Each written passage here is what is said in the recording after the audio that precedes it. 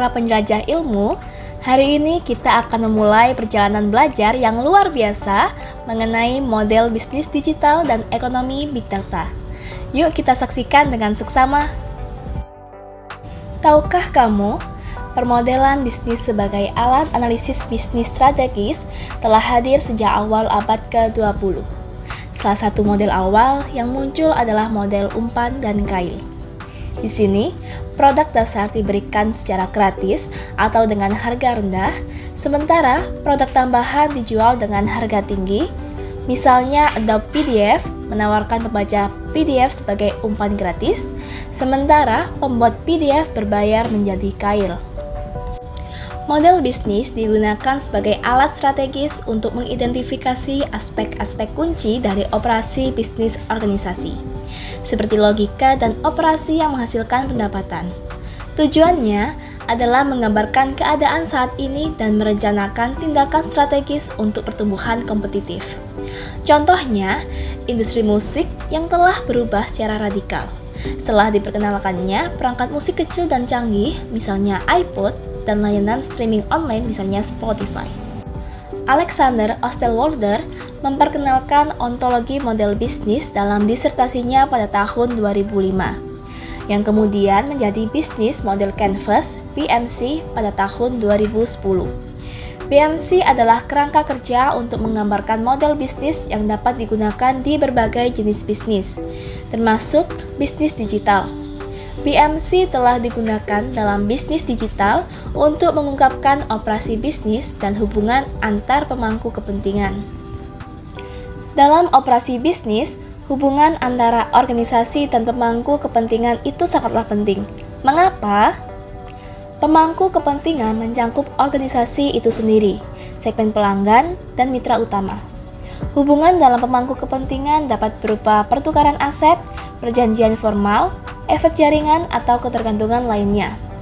Salah satu tujuan penting pemangku kepentingan, khususnya bagi bisnis di ekonomi digital, adalah untuk menggambarkan efek jaringan yang dapat mengubah kekuatan kompetitif organisasi. Dalam dunia yang terus berubah dan bergerak menuju era digital, beberapa model bisnis telah muncul dan mengubah wajah ekonomi digital secara signifikan.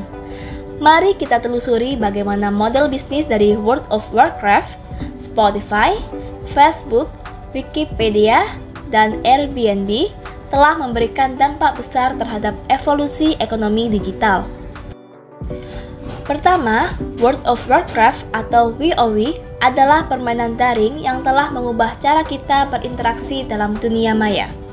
Dengan konsep bermain bersama dalam dunia fantasi, WoW menciptakan model bisnis berlangganan yang menghasilkan pendapatan berkelanjutan. Ini membuka jalan bagi perusahaan lain untuk mengadopsi model serupa, dan sekaligus menciptakan ekosistem ekonomi digital dalam bentuk penjualan item dalam game, perdagangan mata uang virtual, dan lainnya.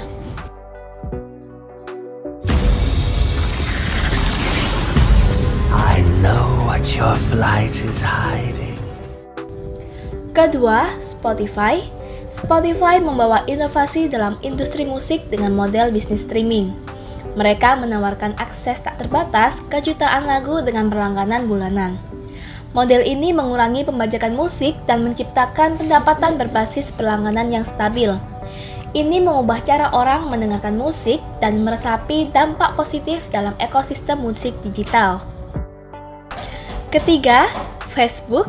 Facebook telah mengubah cara kita berhubungan dan berbagi informasi.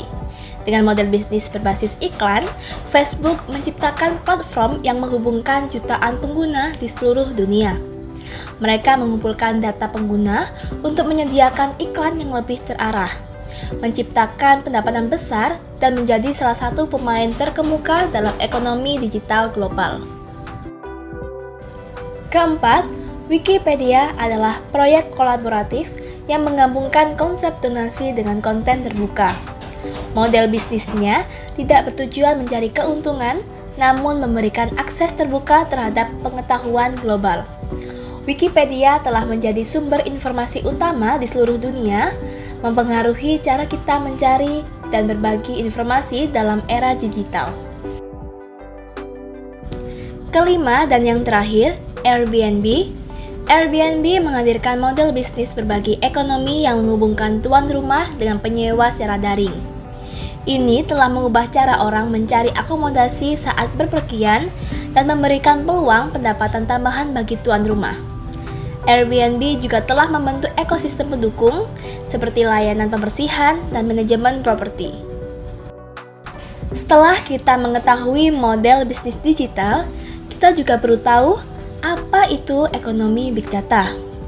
Berikut, mari kita simak. Pada tahun 1993, hanya sekitar 3% dari seluruh informasi yang tersedia disimpan dalam bentuk digital. Sisanya terpencar dalam media analog seperti buku, kaset, dan kaset video. Namun, perubahan besar terjadi dalam beberapa dekade berikutnya. Pada tahun 2007, angka tersebut meningkat tajam menjadi 84%. Perjalanan menuju apa yang kita kenal sebagai era zettabyte dimulai pada pertengahan tahun 2010-an. Era ini ditandai dengan lalu lintas internet protokol global yang pertama kali melampaui 1 zettabyte pada tahun 2012. Zettabyte adalah satuan pengukuran yang mengukur volume penyimpanan digital setara dengan 1 triliun gigabyte. Saat ini, hampir semua data yang ada telah berpindah ke format digital. Hal ini terjadi karena sebagian besar data analog dari masa lalu telah diubah menjadi format digital. Dan yang lebih penting lagi, hampir semua data yang dihasilkan setelah tahun 1990 telah dibuat langsung dalam format digital. Menurut definisi era zettabyte, pada tahun 2012, dunia telah mengandung lebih dari 1 zettabyte data. Dan perkiraan tahun 2020 menunjukkan bahwa jumlahnya telah melonjak menjadi lebih dari 40 zettabyte data di seluruh dunia. Nah, era zettabyte merupakan era di mana teknologi digital dan akses ke data telah mengubah cara kita hidup, bekerja, dan berinteraksi. Ini adalah periode yang penuh dengan peluang dan tantangan yang mendorong inovasi dan transformasi dalam berbagai bidang di kehidupan manusia.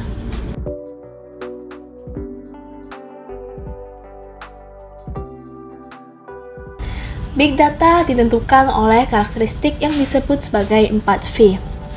Pertama, volume yang mengacu pada jumlah data digital yang tersedia untuk dianalisis. Kedua, variasi mengacu pada kekayaan kategori data.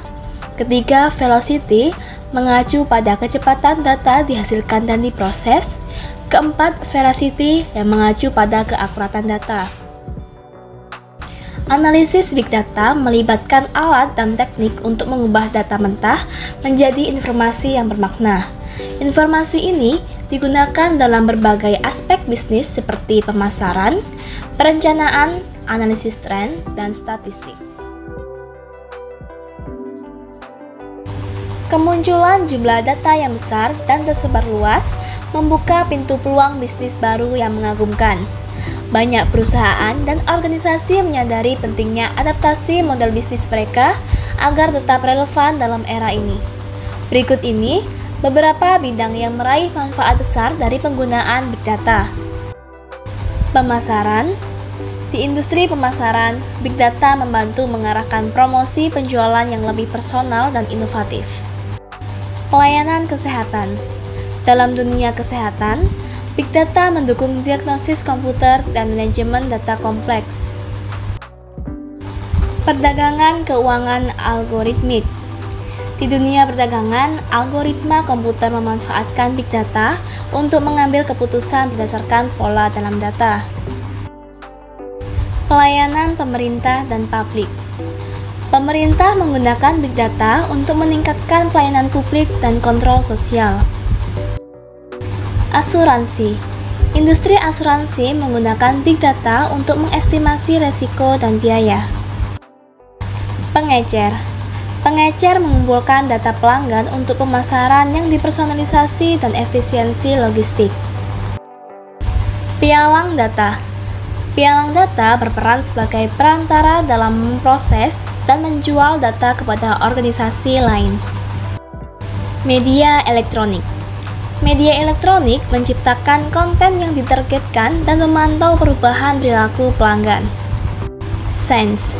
Dalam sains, analisis big data membantu mendeteksi fenomena baru dan memberikan wawasan dalam berbagai bidang. Buta data. Kita juga harus menyadari bahwa big data membutuhkan pemahaman yang mendalam dan kebijaksanaan dalam pengambilan keputusan. Dalam era ini, big data merupakan aset berharga yang dapat mengubah cara kita beroperasi dan berinovasi di berbagai bidang. Namun, kita juga harus tetap bijaksana dalam menggunakan dan melindungi data pribadi kita, karena big data juga membawa tantangan yang baru. Big data seringkali menggunakan data pribadi yang bersifat sensitif dan berisi informasi yang tidak ingin dibagikan. Oleh karena itu, ada beberapa kerangka hukum yang harus dipatuhi oleh sistem big data. Deklarasi Hak Asasi Manusia Perserikatan Bangsa-Bangsa Pasal 12 menyatakan, tidak seorang pun boleh dijadikan sasaran campur tangan sewenang-wenang terhadap privasi, keluarga, rumah, atau hal-hal yang berhubungan dengannya, atau diserang terhadap kehormatan dan reputasinya. Setiap orang berhak atas perlindungan hukum terhadap campur tangan atau serangan semacam itu.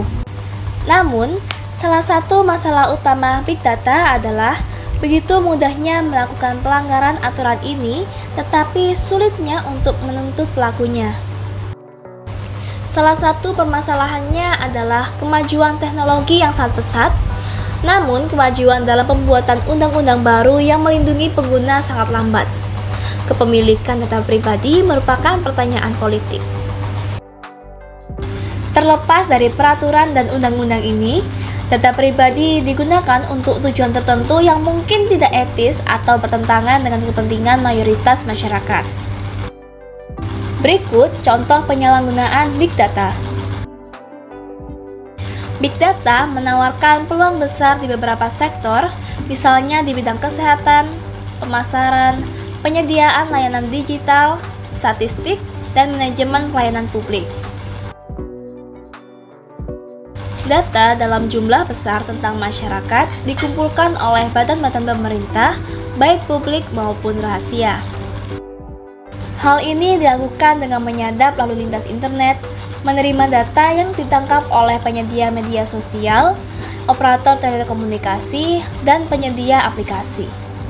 Selain itu, big data juga menyimpan informasi yang diterima dari kamera pengintai dan menyimpan informasi biometrik tentang penduduk dan juga pengunjung. Informasi ini digunakan untuk pencegahan kejahatan, investigasi kriminal, dan anti-terorisme.